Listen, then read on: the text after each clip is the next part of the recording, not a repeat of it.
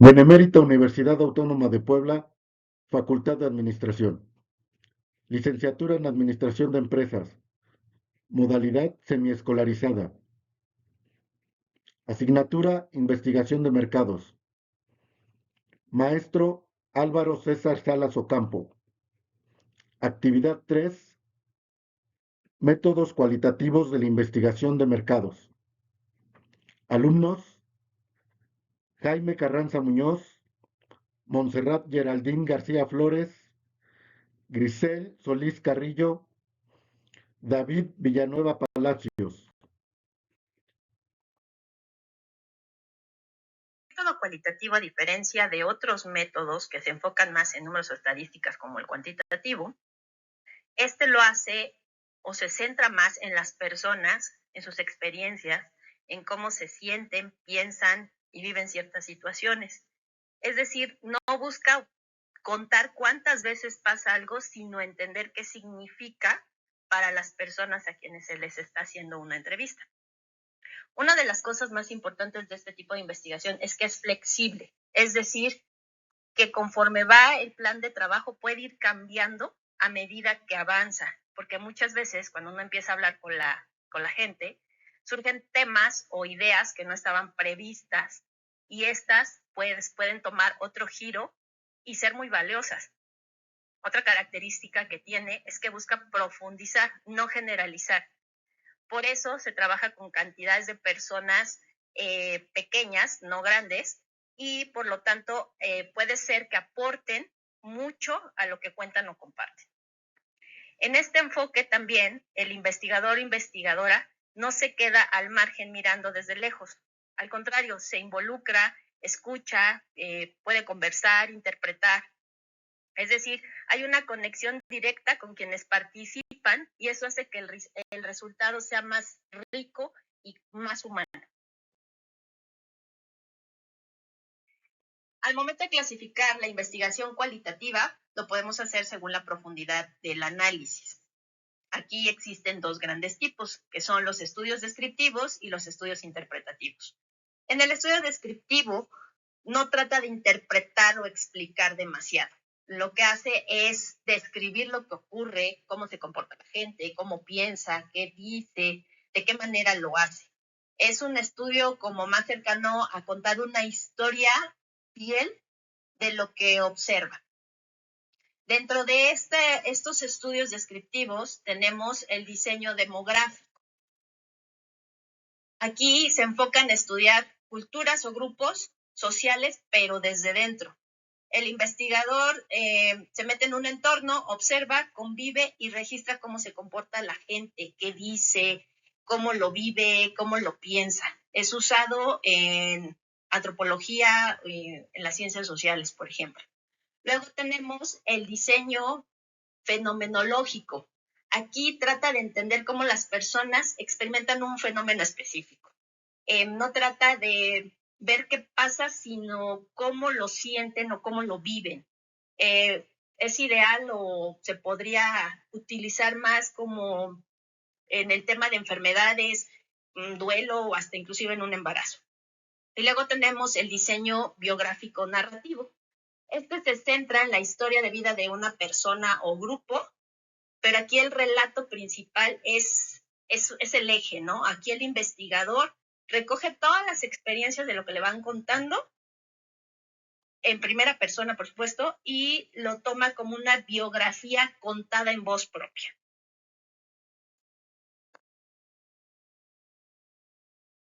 También tenemos el diseño de investigación-acción. Aquí lo único que hace es mejorar una práctica para resolver un problema. El investigador y los participantes colaboran activamente en el proceso, reflexionando y actuando al mismo tiempo. Es común en la parte de educación o en trabajos comunitarios. Y por último, tenemos el diseño documental. Obviamente, como su nombre lo dice, analiza documentos, textos, informes o archivos para conseguir la información cualitativa. Aquí no hay interacción con personas, pero sí se adentra o tiene una mirada profunda a los materiales que se estudian. Y los estudios interpretativos, estos pues van un paso más allá, porque no solo tratan de describir, sino que intentan entender y explicar los fenómenos sociales un poco más complejos. Aquí se pueden apoyar en teorías y tratan o buscan descubrir significados un poco más profundos. Aquí encontramos la teoría fundamentada o el grounded theory, que busca crear teorías desde los datos recogidos en campo, ¿no? No es parte de una teoría previa, sino que trata de construir a partir de lo que las personas dicen y hacen. Es muy útil, quizás en el tema es poco explorado o queremos proponer una nueva forma como de entenderlo. Y también tenemos la inducción analítica, que esta pues es un caso particular que trata de entender patrones generales. Analiza a profundidad un fenómeno para luego compararlo con otros casos y así ajustar, validar o refinar las explicaciones teóricas. Quizás es un proceso un poquito más, por decirlo, riguroso entre los datos y la teoría.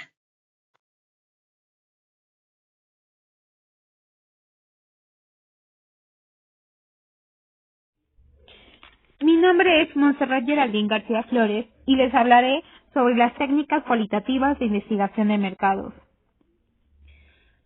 Cada uno de los métodos cualitativos son humanistas. Esto quiere decir que se ve más allá de los datos y números, se profundiza en los sujetos investigados, desde lo más personal hasta lo más simple.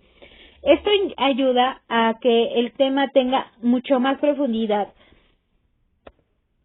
Alguna de las técnicas puede ser la observación, entrevista, historias de vida, grupo focal o técnica del PIB. Estas técnicas o métodos tienen el objetivo de ser utilizados de una forma creativa para cada situación, por lo que se utilizan diferentes técnicas y estrategias. También se pueden utilizar estas técnicas en un diseño cuantitativo, esto para darle más fiabilidad y validez a este tipo de investigaciones.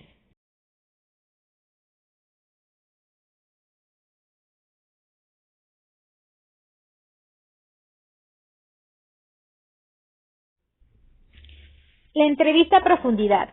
La entrevista a profundidad es una técnica de la investigación cualitativa, la cual nos permite comprender opiniones, puntos de vista, experiencias, motivaciones, conocimientos, entre otras. Esto con la finalidad de ver panoramas de investigación y si se lleva a cabo correctamente, es una mina enriquecida de información valiosa.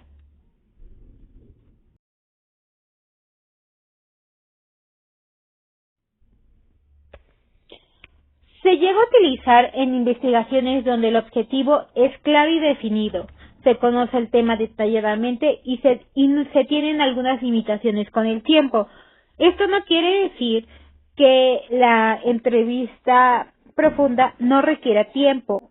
Claro que lo requiere. De hecho, para que una entrevista sea factible y se pueda sacar el mayor provecho posible, debe de durar entre media hora a una hora como máximo, porque si no llegamos a aburrir al entrevistado.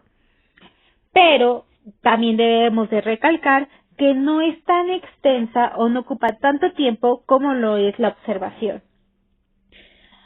Bueno, para volver a realizar la entrevista es fundamental crear un guión. Se llega a dividir entre preguntas formuladas donde sean abiertas y no se limiten al entrevistado.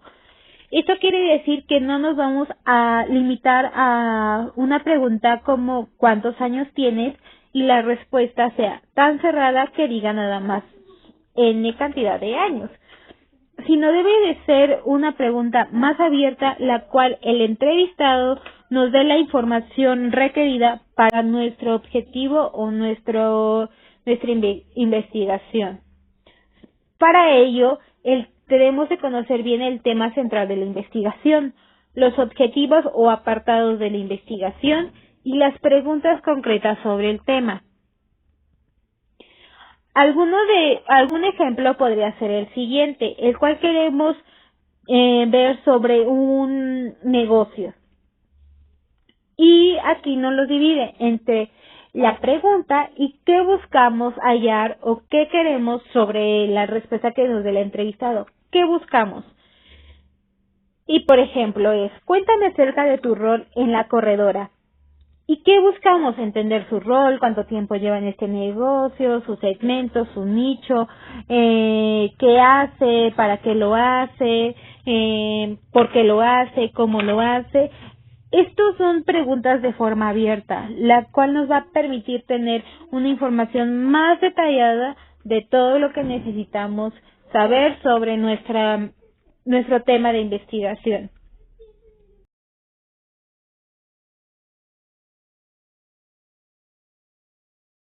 Mi nombre es Jaime Carranza y vengo a platicarles sobre una de las principales técnicas cualitativas de investigación de mercados, que es la técnica Delphi, la cual se basa en la consulta estructurada a un grupo de especialistas a través de varias rondas de preguntas. Una de las características es que sean personas expertas en el tema. Otra más es que sean rondas, se apliquen rondas en varias etapas y preguntas para refinar las respuestas. Así como también debe de haber una retroalimentación, debe ser anónima y su objetivo es que cada ronda se acerca a una visión común o predecible.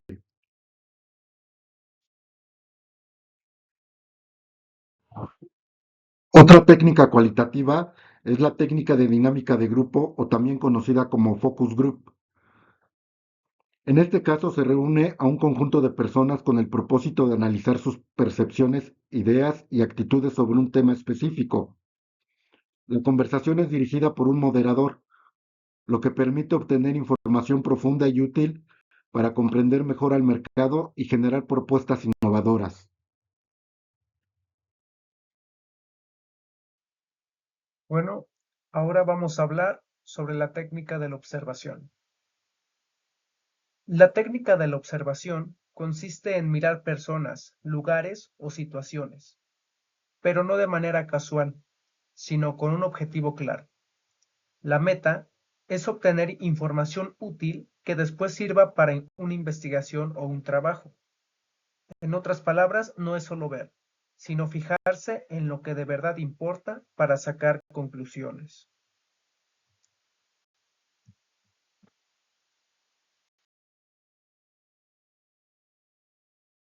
De uso.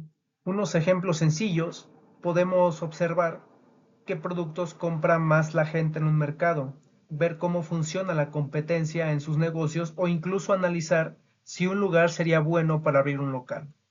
También pasa en la vida diaria, como cuando notas que qué tiendas en un centro comercial siempre están llenas y cuáles otras no. Las ventajas de esta técnica son varias. Primero, es fácil y barata de aplicar. Segundo, nos da información real porque la gente actúa de manera natural sin darse cuenta que la están observando. Y tercero, nos permite conocer comportamientos que no siempre se podrían explicar en una encuesta. Pero no todo es perfecto. La observación también tiene desventajas. Por ejemplo, no nos dice lo que sienten o piensan las personas porque solo vemos lo externo y a veces se queda corta si no la combinamos con otras técnicas de investigación. En conclusión, la observación es como estar al pendiente de todo lo que pasa alrededor. Lo que vemos nos ayuda a sacar conclusiones sin necesidad de preguntar, aunque tiene límites. Es una técnica muy útil para entender mejor a las personas y a su entorno.